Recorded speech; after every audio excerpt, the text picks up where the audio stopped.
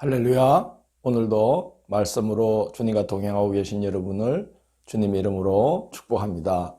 함께 보실 말씀은 레위기 26장, 27장이 되겠습니다.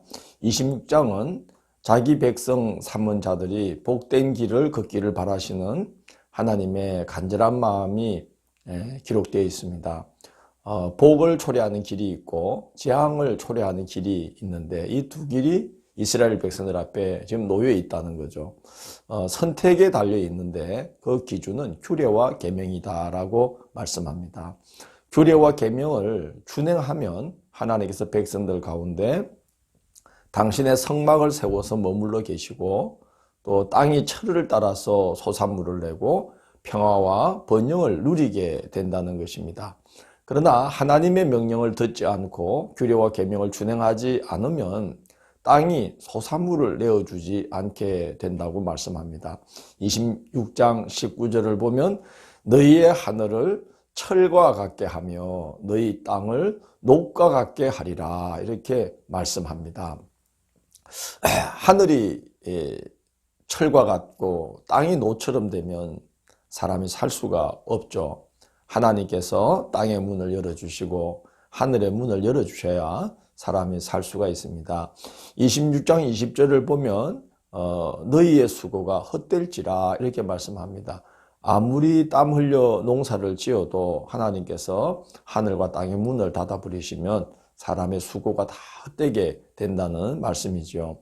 그런데 그런 일을 당하면서도 하나님께로 마음을 돌이키지 않으면 하나님께서 이스라엘을 대항하셔서 재앙을 7배나 더하게 할 것이라고 말씀합니다. 그래서 이제 거역할수록 감당할 수 없는 징벌이 더해진다는 말씀을 이제 하시는데 반복되고 있는 표현이 만일 너희가 그렇게까지 되어도 내게 청종하지 아니하면 이런 뜻의 말씀을 계속 반복합니다. 이런 일을 당하여도 너희가 내게 돌아오지 아니하고 내게 대항할진대 너희가 이같이 될지라도 내게 청종하지 아니하고 내게 대항할진대 그런 경고의 말씀들 뒤에 점점 더 강도가 세워진 그 징벌에 대한 말씀을 하시다가 급기야 26장 38절을 보면 너희가 여러 민족 중에서 망하리니 너희의 원수들의 땅이 너희를 삼킬 것이라 이렇게 말씀합니다.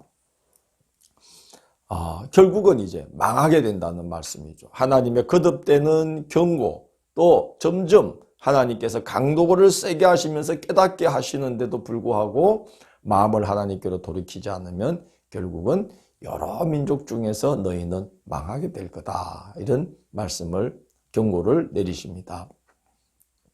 안타깝게도 이스라엘은 재앙을 자초하는 길을 걷고 말죠.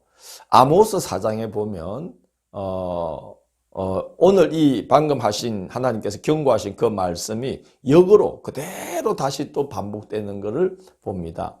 하나님께서 이스라엘 백성들에게 이렇게 탄식하십니다. 너희가 내게로 돌아오지 아니하였느니라는 말씀을 거듭하셔요. 너희의 각성에서 양식이 떨어지게 하였으나 너희는 내게로 돌아오지 아니하였느니라. 내가 너희에게 비를 멈추게 하여 비를 얻지 못하여 마르게 하였으나 너희가 내게로 돌아오지 아니하였느니라. 내가 곡식을 마르게 하는 재앙과 깐부기 재앙으로 너희를 쳤으나 너희가 내게로 돌아오지 아니하였느니라. 내가 너희에게 전염병을 보내어 너희 청년들을 죽이고 말들을 노략하여서 너희 진영의 악취로 코를 찌르게 하였으나 너희가 내게로 돌아오지 아니하였느니라. 이렇게 하나님께서 아모스 4장을 보면 너희가 내게로 돌아오지 아니하였느니라 그런 말씀을 반복하시던 끝에 무슨 말씀을 하냐면 이스라엘아 네 하나님 만나기를 준비하라고 하나님께서 선언을 하십니다. 끝장났다는 표현이죠. 심판자 하나님을 직면하게 되었다는 것입니다. 하나님은 이스라엘이 가나안 땅에 들어가기 전에 여러 차례에 걸쳐서 복과 재앙이 그들 앞에 놓여 있기 때문에 복된 길을 선택하라고 누누이 말씀합니다. 왜냐하면 자기 백성 삼으신 이 이스라엘, 그래서 그 가나안 땅에서 하나님께 순종해서 하나님의 복을 누리고 하나님 나라의 복된 모습을 만방에 드러내어서 만방이 그 모습을 보고 하나님을 믿어서 구원받게 하려는 것이 하나님의 그 소원이며 하나님의 계획이기 때문에 그 자기 백성 앞에 하나님은 복된 길을 예비해 놓으신 거예요. 그 말씀과 그 규례와 그 하나님의 법도를 순종하기만 하면 이스라엘은 참으로 복된 길을 걸어갈 수가 있도록 다 예비해 놓으신 거죠. 그러나 그걸 선택하는 것은 이스라엘의 몫이에요. 복을 예비해 놓으셔서도 순종하지 않고 멸망을 자초하는 길을 걸으면 하나님도 어쩔 수가 없다 하는 것이 이스라엘의 역사가 우리에게 보여주는 교훈입니다. 하나님은 이제 이스라엘이 가나안을 향해서 이제 출발하는 그 점에 그 경고를 하시는 거죠. 복과 재앙이 너희 앞에 두 길이 놓여 있다. 복된 길을 걸어야 된다. 그 말씀을 하고 있는 것입니다. 27장은 서원에 대한 규례입니다. 하나님께로 드리기로 서원한 것에 대한 규례인데요. 예를 들어서 사람을 드리고로 했으면 사람을 제물로 바칠 수가 없는 것이기 때문에 사람의 노동력을 기준으로 해서 몸값을 쳐요. 그래서 성소의 세겔로 그 바치기로 한 사람을 세겔로 바쳐라 그렇게 말씀을 합니다. 가축을 서원예물로 바치기로 한 경우도 말씀하는데 변경하여서 우열간에 바꾸지 말라는 거예요. 바치기로 한 것이 아깝다고 해서 좀 못한 것으로 바꾸치지 말라는 거예요. 만약에 바꾸치기를 했다 그러면 가축으로 가축을 바꾸면 둘 다 거룩할 것이다라고 말씀을 합니다. 둘 다 거룩할 것이라는 것은 둘 다 하나님의 것이 되어버린다는 거예요. 그러니까 본래 바치려던 것은 이제는 제물로 제단에 불살라야 되는 거고 변경한 것은 이제 제사장의 몫으로 돌려야 된다는 거예요. 그래서 둘 다 거룩해진다는 것은 둘 다 그냥 하나님의 것으로 드려야만 된다는 거예요. 그러니까 서원했으면 아까운 마음이 들더라도 바꾸지 말고 하나님께 서원했던 그 마음대로 하는 걸 하나님이 기뻐하신다는 말씀이죠. 집이나 밭을 바치기로 서원한 경우에 대한 말씀도 있는데 그러면 이제 그 값을 제사장이 쳐서 정한 대로 돈으로 하나님 앞에 드리면 된다라고 말씀하고 이 서원한 것을 물을 때의 원칙은 본래에 드리려고 했던 것에 5분의 1을 더해서 드려야 한다. 그렇게 말씀합니다. 그러니까 서원했으면 꼭 지켜라. 그 말씀이죠.